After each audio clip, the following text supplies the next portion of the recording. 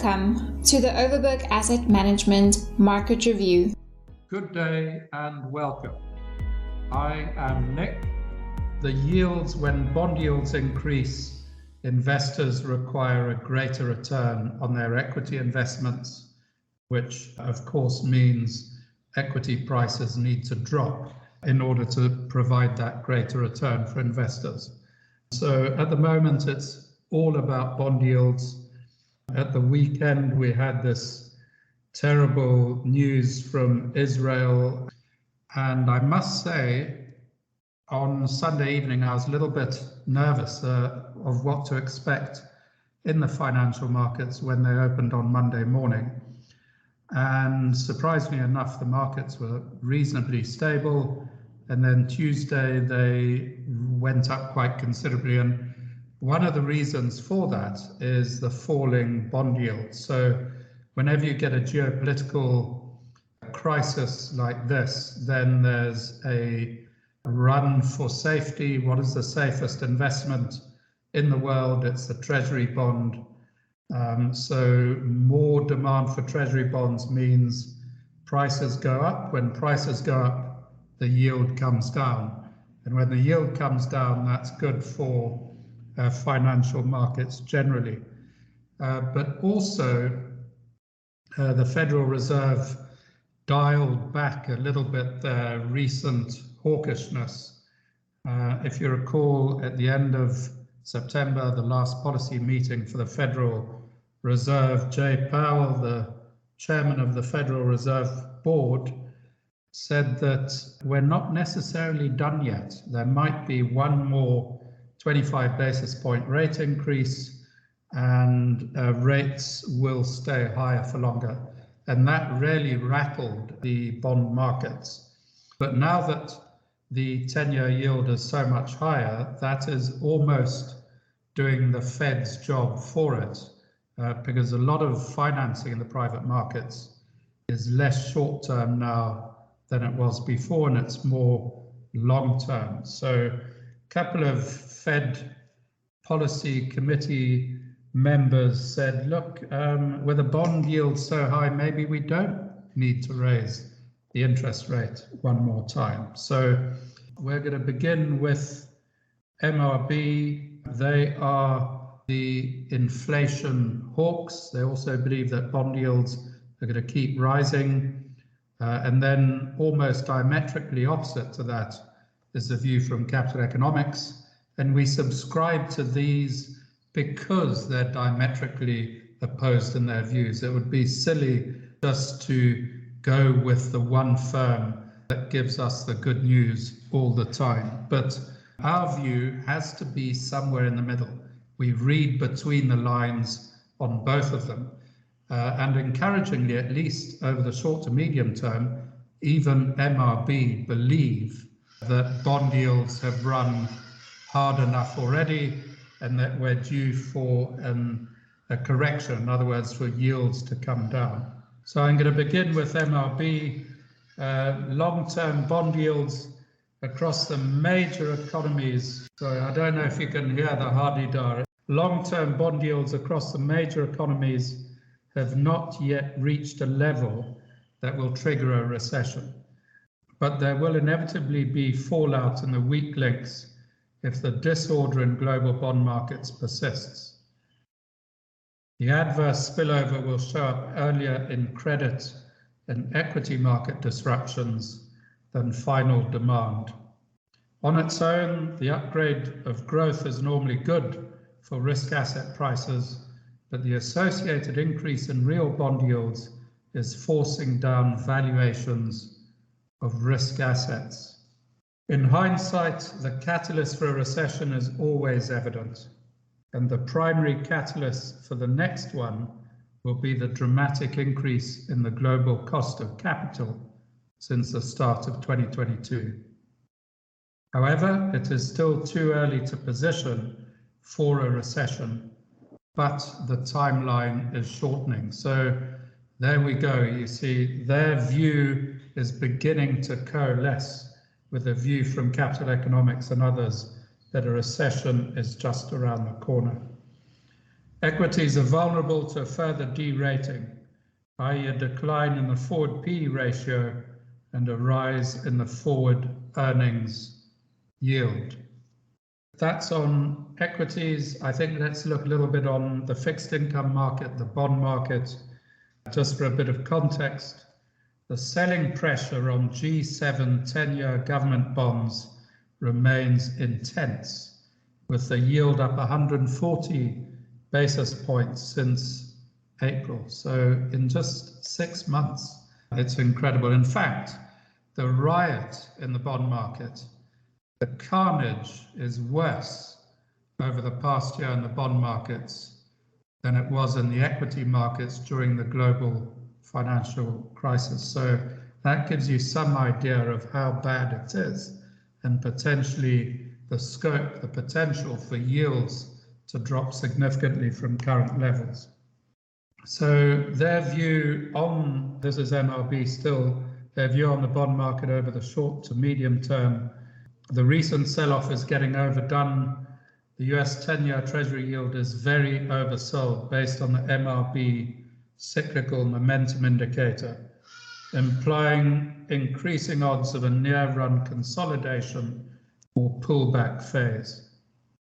Sentiment towards that market is extremely negative, and speculators have large net short positions, each of which is a contrary indicator and reinforces that some calming of the Treasury market likely looms. So there we go. And incidentally, US and other G7 bond yield markets are all tracking closely. So it's not just the US 10-year Treasury bond, it's the German 10-year Bund, it's the 10-year Japanese government bond, it's the UK gilt over 10 years, all of them are ratcheting higher. So now we're moving on to capital economics. This is more our view, but not entirely. We have to have a decent dose of sobriety with the view from MRB. So capital economics, our view remains, it hasn't changed, that Treasury yields will fall back as the US economy cools and the Federal Reserve eventually shifts towards easing. Ultimately, how long-term government bond markets fare will depend mainly on how economic activity, inflation, and monetary policy evolve. Well, and just in case anyone's worried about the financial stability risks to this recent spike in bond yields, well, the implied volatility in bond markets has risen sharply. It remains below the levels reached last autumn during the Trussonomics fiasco in the UK and earlier this year during the mini banking crisis in March in the US. And then still from capital economics, just a couple of things. First of all, they believe a recession is coming, but they're at pains to emphasize that the recession will be mild. We don't anticipate a collapse in output. Deep recessions are typically caused by major balance sheet problems, i.e. structural problems, and household and corporate balance sheets remain relatively strong. But we do expect a mild recession across much of Europe and suspect that US GDP will also contract. In terms of inflation, there's mounting evidence that underlying inflationary pressures are already easing.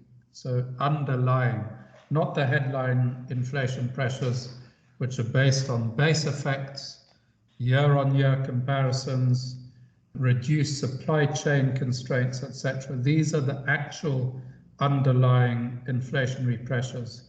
So those are easing. In the US, a decline in core inflation has been clear for several months. And core inflation has also surprised on the downside in the Eurozone in both August and September. We forecast, this is capital economics forecast, that US inflation will average 2.2% in 2024 and Eurozone inflation will average 2.5%. A little bit higher in the Eurozone because they were behind the US in terms of raising interest rates. We suspect that lower inflation and weaker growth will test the resolve of central banks to keep interest rates higher for longer over the next 12 to 24 months. We think that central banks will be cutting interest rates by the middle of next year, and that interest rates will fall by more than markets anticipate over 2024 and 2025. The sell-off in government bonds has gone too far, and the next big move in yields will be down. So now moving on to this piece on the parallel between the current situation and the 1994 bond meltdown. So bonds also went through a riot in 1994 after the Fed increased the Fed funds rate from 3% to 6% over a 12-month period. There was a huge concern that there would be a recession, a deep recession, financial blowout somewhere. What happens? So wait for it. In 1994, like now, there were growing fears that the rapid surge in bond yields would cause a double-dip recession in the US. Such fears reached a crescendo in early 1995 when the Mexican peso meltdown occurred. It was called the tequila crisis. Nevertheless, the US domestic economy sailed through the bond blow-up and the tequila crisis unscathed. The key reason is that firms had cut down their leverage during the 1990s financial crisis and recession, thus strengthening their capability of dealing with rising borrowing costs. So it sounds incredibly familiar. The parallels with today, the corporate sector, and this is all about the US, but I think we can have a read across to the Eurozone as well. The corporate sector in the US had barely borrowed any new money, the corporate sector has barely borrowed any new money since 2021. The US business debt to equity ratio has dropped to its lowest level since 2005. The US household sector, the total indebtedness there has been reduced by more than 25% from the 2007 peak after a long period of deleveraging in the 2010s. The debt to income ratio is at its lowest level since 2005, helping to increase the resilience of the US economy. So let's look back at the 1994 tightening cycle. The Fed quickly brought the Fed funds rate up from 3% to 6% within 12 months. But the underlying economy proved rather resilient to rising rates. From 1992 to the year 2000, GDP growth was strong, ranging from 2.5% to 4.5%, and even reaching 5% in the late 1990s. And at the same time, inflation kept falling steadily. So, I think that is incredibly encouraging. There's a lot of evidence. There's very close parallels. Gielie, I believe we had an incredibly strong day on the JSE yesterday. How are things looking on your side? Hi, Nick. Thanks again for a very interesting macro overview. I like that one crisis that they call the tequila crisis. It sounds nice. On the local side, Anglo-American, they own the beers, and the beers reported that they had a 46% drop in diamond sales for cycle 8. That is cycle 8 of this year, of 2023. That's a big drop. Normally the sales are about $500,000 per cycle. It was now down to $200,000. sorry, not million dollars, $200 million. And it's a big drop. It's a drop of 46%. But if you compare it with year on year, with the previous year, it's more than 46. There is 60% down year on year. Now the question is, what is organizing? What is the reason for these drops? And there's mainly two reasons. One reason is a weak economy, but there's another reason that commentators say is playing out with diamonds, and that is a lab-grown diamonds. They're stealing market share from the natural diamonds, from the real thing. Apparently, these lab-grown diamonds are very close to the real thing. There's very little difference. It's difficult to spot it, except if you're a real expert. And they trade for about 70% cheaper than normal diamonds. The BS is now embarking on a 40 billion rand advertising venture over Christmas. I don't know if that's going to work, but I think the BS is sort of in trouble with their diamonds. With the natural diamonds, they don't have lab-grown diamonds. Secondly, we own Motus. Motus had brought out their results, which was mixed. It was a bit bad and a bit good.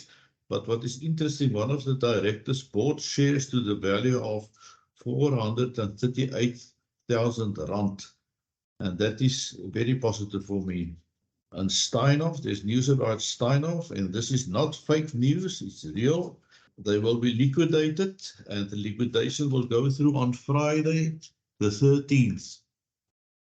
It couldn't have happened on a better day than that. And then First Rand, we own First Rand, and there were massive management changes at First Rand. There was a complete overhaul of the executive team. The chairman and the CEO stepped down. There's two CFOs. They were both transferred to different departments.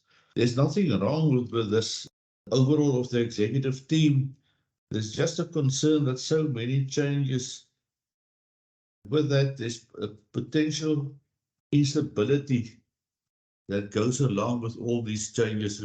One must really watch out for FSR for First.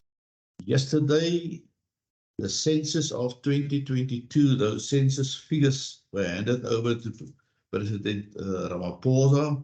And another thing from President Ramaphosa, he signed into law a new act that will allow the government to own a bank. It will be a state bank.